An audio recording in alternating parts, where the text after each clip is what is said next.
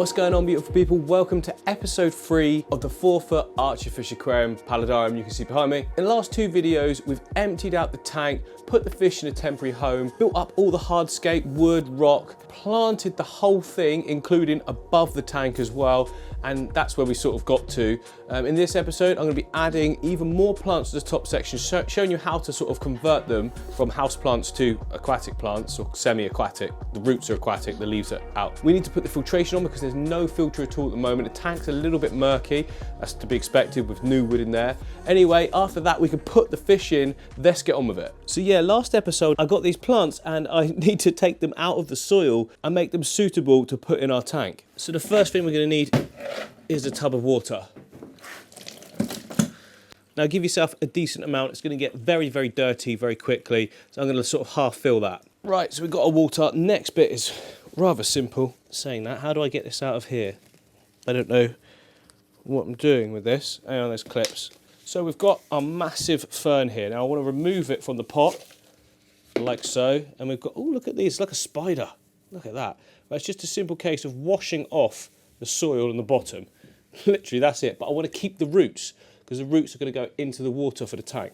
No other way to do this than just dip it in and keep messing with your hands, running your fingers through all of the roots. Now you want to get off as much of the soil as you can, because it's very organic and obviously it'll just pollute the water and cause masses of like algae and that kind of thing.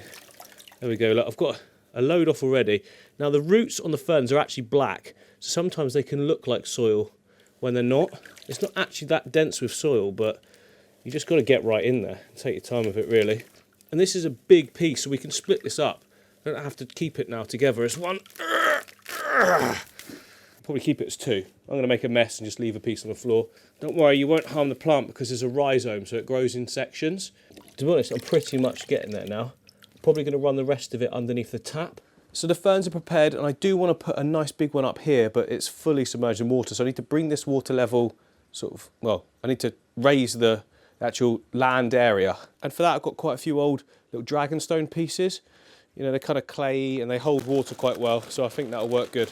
Pour a load in this top section, making an absolute mess. Not to worry, it'll all come clean once we get those filters in and working. I mean, I could have washed these first, but you know, never mind. Done now. Don't worry about little things. Yeah, rather dumb of me really, but never mind. There we go. We've got a nice little bit of water, just a shallow little bit for the bottom parts of the roots to sit in. But surely this is going to look immense though, right? You go, I'm tilting it at a slight angle. Some will go in, but that's absolutely fine. Oh yes, absolutely loving that jungly vibe. We've got quite a lot over this side now. We need to like balance it out with some more over there. So I've got a couple more pieces. I'm going to put one this side, the roots are in, and then one the other side to sort of help this piece lily stand up a bit more as well. Tuck some around the branches. Look at how natural that looks. Do you know what? We literally don't have room for any more of the plants. So I think what I'll do is I'll just keep watering these and keep them as like house plants for the studio. No sort of idea where I'm going to put them yet. Maybe one at the back there would be nice. And maybe, I don't know. I'll find a place. Hello guys. Wiggle, wiggle, wiggle. And the thing is, that has also solved the filtration issue. I don't need any water flowing over the back areas because the roots are all in the water already, so we should be absolutely fine.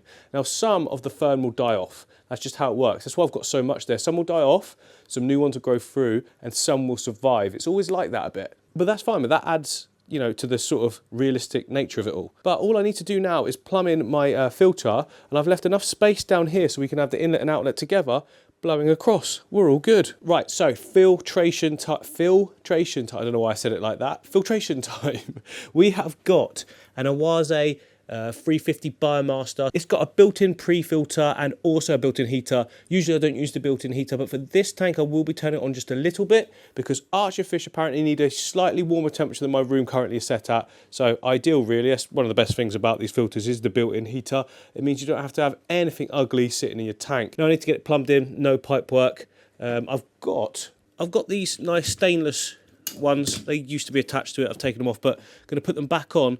They just look really good, and you can't see any dirt that collects inside them, you see. They don't come with it. I ordered these separate. There's all links in the description if you guys want to get some of these. They're really good. I've had them for years, and they work well. Some people are worried about rusting. They don't rust. They're all good.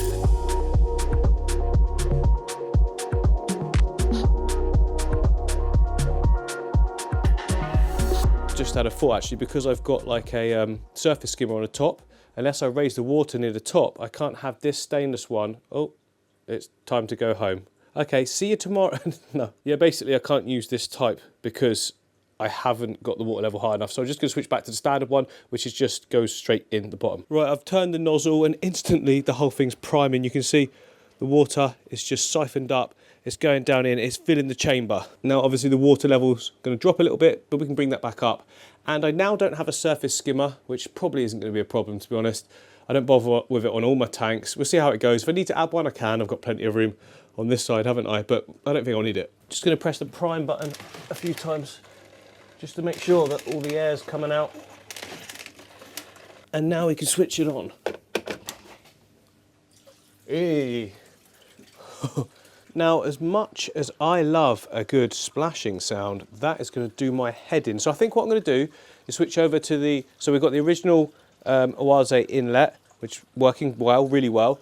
Then I'm going to switch over to the Awaze outlet, which only stops about the same height as this. So I'm going to extend it so it goes into the water, so it actually got some decent flow, pushing everything around as well. But for now, I'll just leave it like that, let the water get clear, then I can adjust it all tomorrow. Right, it's the next day. The tank cleared up beautifully. Look at that. It's been running overnight. It's amazing what a filter can do, right? So here we've got some Purigen in the filter. It's not massively over-filtering the tank. I'd say it's just about right for that volume of water. And also, I'm changing out the outlet, remember? So the inlet is the standard. I've also switched the outlet to the standard. I've got this pipe here. Normally, there's just a little duckbill that sort of comes around and shoots out at that height. Obviously, that's above the water level. So I've taken the spray bar, cut it down short, and just put some like hot glue in the holes, and that should extend it, and then we're under the water, aren't we? So I can get that now fitted, and we'll actually get some decent flow as well running around the whole tank.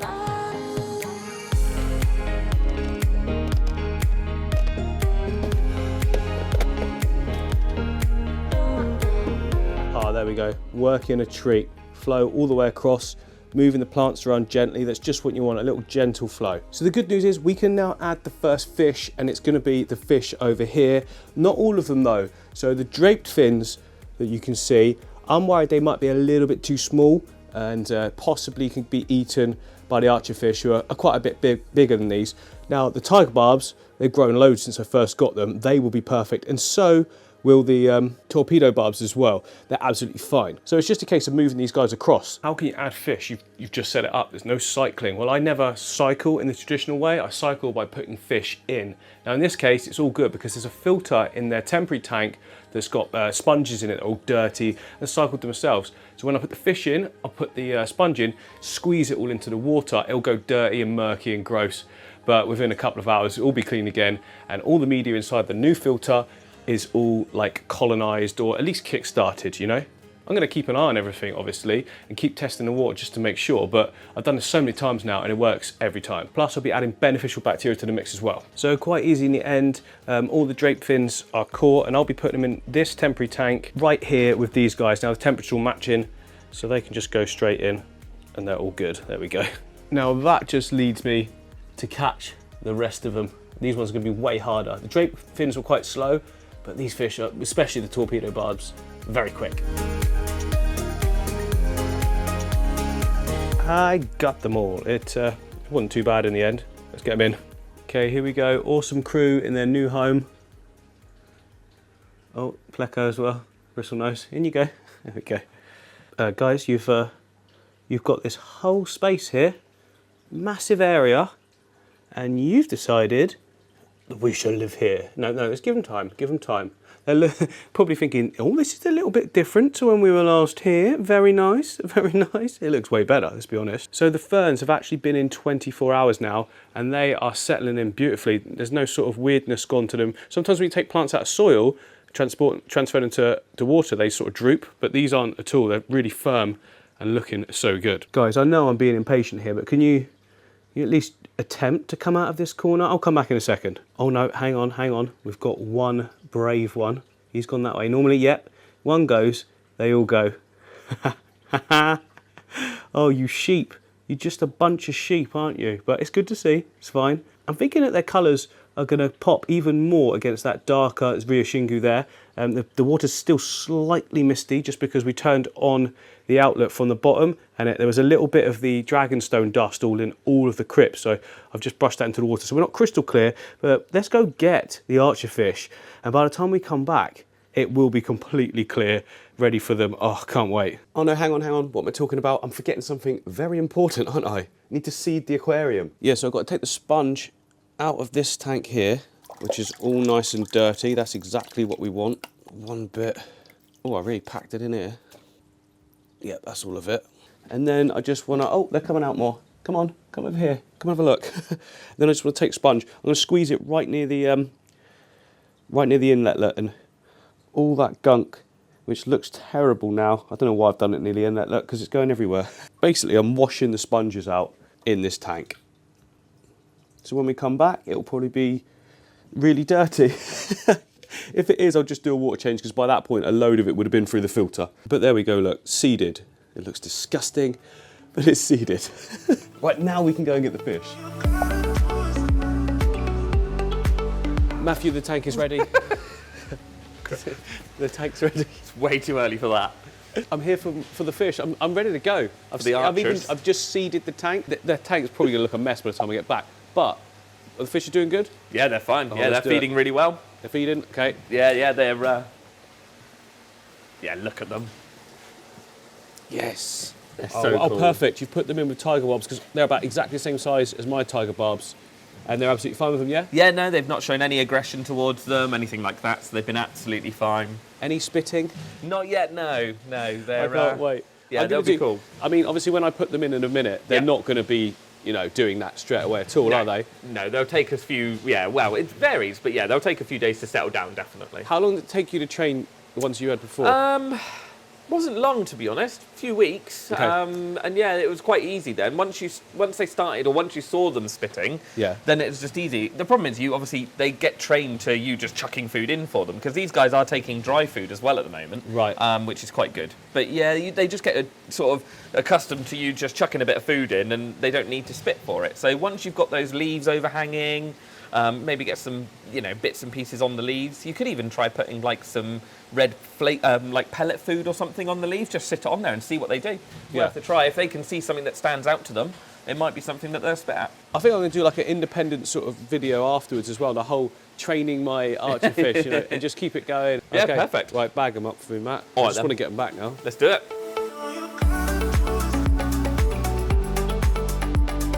All right. Are they kicking off? Yeah. Big style. He's fine. Or her. Number 2. Are you doing 3 separate bags? Yeah, just in case they damage each other on the way home. Justin who? Just in case. Just in case. Is he in? He is. He's just over fast. I'm doing a bit of algae.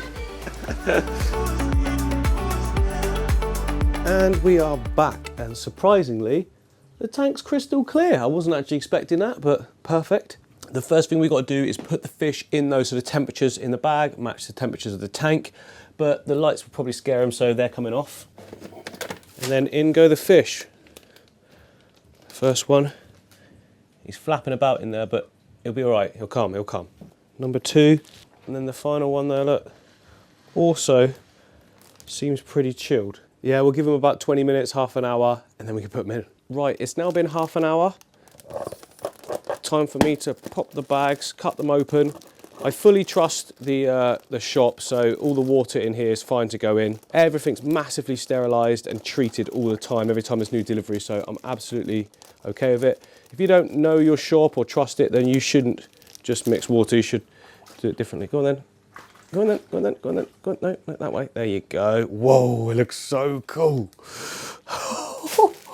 Oh, it looks like it was a good idea of the colour. The colouring of it looks amazing. Look at the size of its eyes. Right, let's get the other ones in. Here comes number 2. If you turn around, my friend. That's it, swim the other way. That's it. That's it, there you go. Awesome. Your friend's over there. All right, and then the final one. There you go. Awesome, oh, look at that. They look so good. Wow. Oh, they look so cool, don't they? So there's one down here just chilling at the moment, Absolutely fine. Take your time, guys, take your time. Looking at the size there versus the top, I'm going to come down with water a little bit, a couple of inches, about that size, I reckon, about the height of it, will be just perfect. I think there's a big enough gap then. A little bit skittish of me coming towards the tank, but obviously they are not used to me in the slightest. So it's pretty good that we've got all these other fish though. They act as divers, so make them feel more comfortable. Matt said that these guys are not jumpers. See, like even then, he was skitting around because I'm moving quite fast. But he said that they've had the lids off sometimes in the tanks that they've been in. And they haven't jumped at all. But once he gets used to me, he's not going to be so skittish either.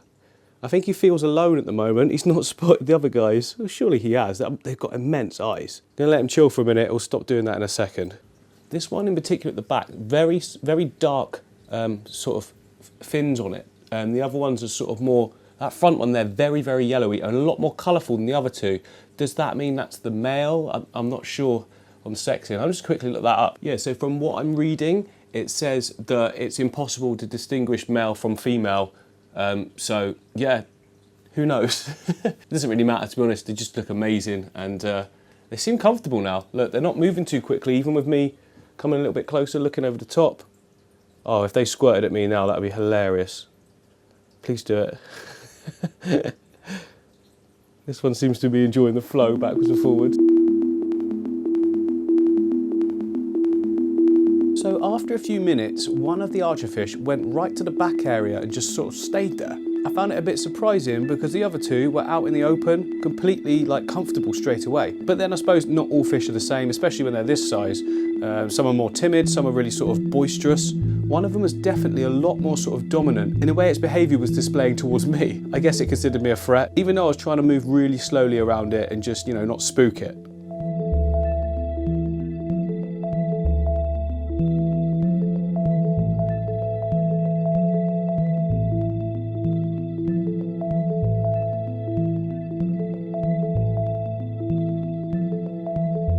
So I'm absolutely loving how the whole tank looks. You know, the top area with the plants just looks even better than I imagined. And as I was sort of scanning over it all, I noticed that the fish were all sort of congregating and pointing at one area in the middle. So I sat and watched for a little bit and I realised it's like hunting. They were hunting for sure.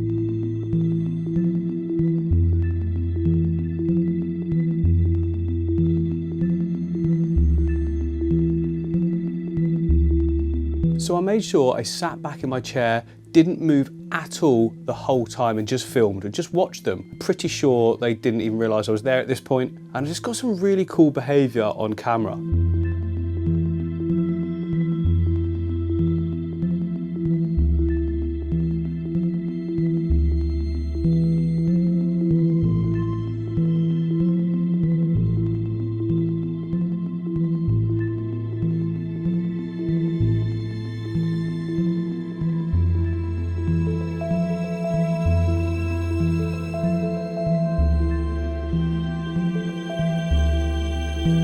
And then all of a sudden, the most dominant fish, well, so far anyway, did something I was not expecting to see so early in owning them.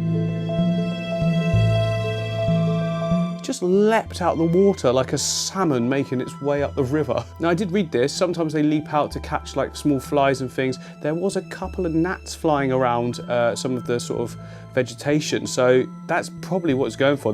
It couldn't be anything else.